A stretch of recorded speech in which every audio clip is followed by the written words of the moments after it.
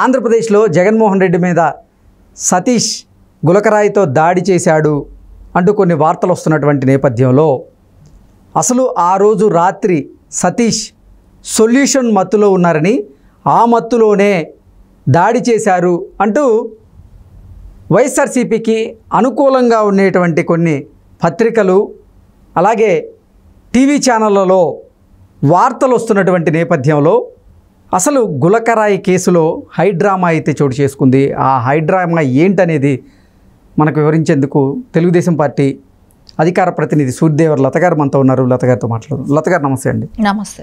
ఆంధ్రప్రదేశ్లో గులకరాయి కేసు రోజుకో మలుపు తిరుగుతూ ఉంది. ఈ గులకరాయి కేసులో విజయవాడలోని అజిత్ సింగ్ నగర్కి చెందినటువంటి ఈ వడ్డెర బస్తీకి చెందిన ఒక 5గురిని పోలీసులు అదుపులోకి తీసుకొని విచారిస్తూ ఉన్నారు. వాళ్ళ తల్లిదండ్రుల వర్షన్ ఒకలా ఉంది. మా బాబు ఇంట్లో పడుకొని నిద్రపోతూ ఉంటే పోలీసులు వచ్చారు, ఎంక్వైరీ పేరు చెప్పి తీసుకువెళ్ళారు, మళ్ళీ తీసుకొచ్చి ఇక్కడ వదిలిపెడతామన్నారు. విచారణ పేరు మీదనే తీసుకువెళ్ళారు, కానీ ఇప్పటి వరకు తీసుకురాలేదు. మత్తులో ఉన్నాడు మీ కొడుకు, సొల్యూషన్ తీసుకున్నాడు, సొల్యూషన్ మత్తులోనే సీఎం మీద దాడి చేశారు అంటూ కూడా వాళ్ళు చెబుతూ ఉన్నారు. అసలు మాకు సంబంధం లేదు ఈ కేసుకి మాకు అంటూ కూడా వాళ్ళు వాపోతూ ఉన్నారు. ఏంటి దీన్ని ఎలా చూడాలి మా? సతీష్ వాళ్ళ మదరు వేముల వెంకటరమణ గారు. సో ఆవిడ చెప్పే వర్షన్ ఎలా ఉందంటే, అసలు మా పిల్లలకి దానికి సంబంధం లేదు. వాళ్ళు నిద్రపోతుంటే పొద్దున 5 గంటలకు వచ్చి మీ పిల్లలు సొల్యూషన్ అంటే వైట్నర్ తాగుతున్నారు, సో దాని మూలాన వాళ్ళని తీసుకెళ్ళి రోజుకి 2 చొప్పున తీసుకెళ్ళి విచారించి పంపుతాము అని చెప్పటం జరిగింది. అందుకని పంపటం జరిగింది అని అన్నారు. సరే, పంపిన తర్వాత అరెస్ట్ చేయటం అనేది తర్వాత వాళ్ళకి తెలిసిందంట ఎందుకోసం తీసుకెళ్లారు అనేది. సో ఈ రాయి వేసిన ఘటనలో వీళ్ళు ఉన్నారు అనే దానికోసం తీసుకెళ్లారని. అదేలాగా ఇంకొకళ్ళ తల్లి భవానీ, వేముల భవానీ అని ఆవిడ కూడా చెప్పే వర్షన్ ఏంటంటే, సో సేమ్ అదేలాగే పొద్దున్నే వచ్చారు, మా పిల్లల్ని ఇదే సొల్యూషన్ తాగుతున్నారు అని చెప్పి తీసుకెళ్లారు, సో దాని విచారణ కోసమే తీసుకెళ్తున్నాం అని అంటే ఆవిడ చెప్పింది ఒకటే, మేము అజిత్ సింగ్ గేట్ వరకు ఆర్చి వరకు వెళ్ళాము, మాకందరికి డబ్బులు ఇస్తానన్నారు. సరే డబ్బుల కోసం మేము వెళ్ళాము, మనిషికి 200 300 ఏదో చెప్తున్నారు. సరే ఆ డబ్బుల కోసం మేము వెళ్ళాము, వెళ్తే డబ్బులు వస్తాయి కదా అని. అంటే రెక్కాడితే కానీ డొక్కాడిన బతుకులు మావి. అసలు మేము సీఎం జగన్మోహన్ రెడ్డి మీద రాయి విసిరేంత ధైర్యం చేస్తామా? అంత ధైర్యం మాకుంటుందా? మా పిల్లలు మైనర్లు, వాళ్ళు ఏదో ఈ సభలకు వెళ్తే 200-300 వస్తాయి అనేటువంటి ఉద్దేశంతోనే ఆ సభలకు వెళ్ళడం జరిగింది. అసలు ఏ సంబంధం లేదు, ఆ దాడికి మాకు ఏ సంబంధం లేదు. మా పిల్లలు వచ్చి ఇంట్లో పడుకొని నిద్రపోతున్నారు, నిద్రపోతున్న టైంలో అర్ధరాత్రి పోలీసులు వచ్చి వాళ్ళు సొల్యూషన్ తాగుతున్నారు, దాని మీద ఎంక్వైరీ చేయాలి అంటూ వాళ్ళని తీసుకువెళ్ళారు. 2-3 రోజులైనా సరే ఇప్పటికీ వాళ్ళని విడిచిపెట్టింది లేదు. మేము స్టేషన్కి వెళ్ళి అడిగితే అక్కడున్నారు ఇక్కడున్నారు అని చెప్తున్నారు తప్ప అసలు మాకు సరైనటువంటి స్పష్టత ఇవ్వట్లేదు. సీఎం జగన్మోహన్ రెడ్డి మీద మీ పిల్లలు దాడి చేశారు అంటూ మాకు చెప్తూ ఉన్నారు. మా పరిస్థితి ఏంటి? మేమేంటి? మేము అసలు సీఎం జగన్మోహన్ రెడ్డి మీద రాయి విసిరేంత ధైర్యం చేస్తామా అంటూ కూడా ఆ పిల్లల తల్లిదండ్రులు వాపోతూ ఉన్నారు. వాళ్ళు చెప్పే విధానం కూడా నేను ఆ ఇంటర్వ్యూ కూడా వినటం జరిగింది. కాబట్టి వాళ్ళు ఏం చెప్తున్నారంటే, మా పిల్లలకి రావటం కూడా ఇష్టం లేదు, డబ్బులు వస్తాయనే ఆశతో మేము మా పిల్లల్ని పట్టుకెళ్ళటం అక్కడ వరకు తీసుకెళ్ళాము, తీసుకెళ్తే మా పిల్లలు మాతోనే వచ్చేసారు, మేము ఉన్నంత వరకు ఆ ఇన్సిడెంట్ జరగలేదు, మాతోనే ఆ పిల్లలు రిటర్న్ వచ్చేసారు, ఆర్చి వరకు వెళ్ళాం, నిలబడ్డాం, మేము రిటర్న్ వచ్చేసాం, మేము వచ్చేసిన తర్వాత ఎక్కడో జరిగిందని తర్వాత విన్నాం, కానీ మా పిల్లలకి దానికి సంబంధం ఏంటి, మా పిల్లలు దానిలో పాల్గొనలేదు, వాళ్ళకి తెలియదు అని చెప్పి అని అన్నారు. ఇంకోటి ఏంటంటే వాళ్ళందరూ మైనర్లు, సో ఆ పిల్లలకి ఒక సీఎం మీద రాయి వేసే అంత ధైర్యం చేస్తారా? చేయలేరు. ఇంకోటి ఆ చీకటిలో ఆ పిల్లలు వేయగలుగుతారా? రాయి కరెక్ట్ గా సీఎంని జగన్మోహన్ రెడ్డిని కొట్టాలని అనుకోగలుగుతారా? కొట్టలేరు. అది కూడా ఒక్క రాయి 2కి తగులుతుందా? తగలదు. కానీ ఇవన్నీ చూస్తుంటే సో మెనీ డౌట్స్ అక్కడ ఉన్నాయి. మనకు అన్ని డౌట్సే అక్కడ.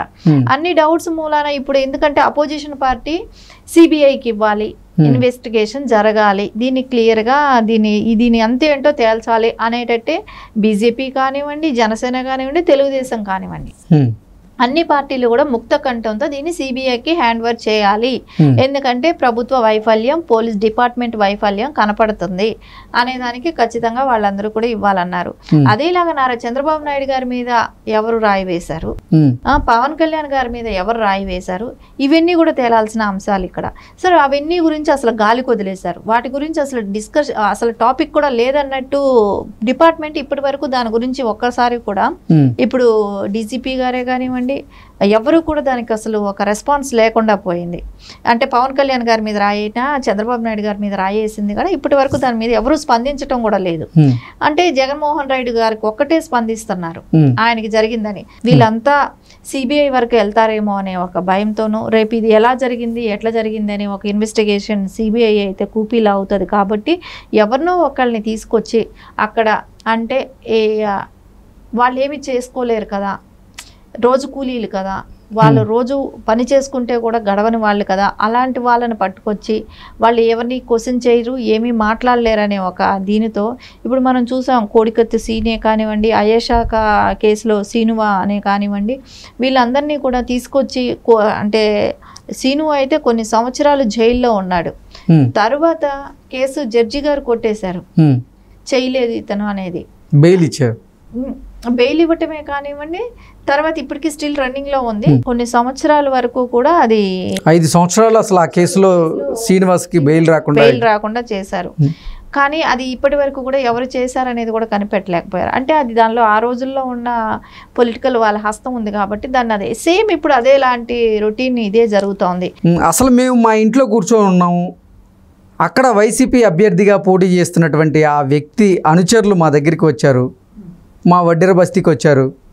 ఇక్కడ జగన్మోహన్ రెడ్డి గారి బస్సు సభ జరగబోతోంది, ఆ సభకు మీరు వస్తే మీకు ఇంత డబ్బులు ఇస్తామంటూ వారు మాకు ఆశ చూపించారు.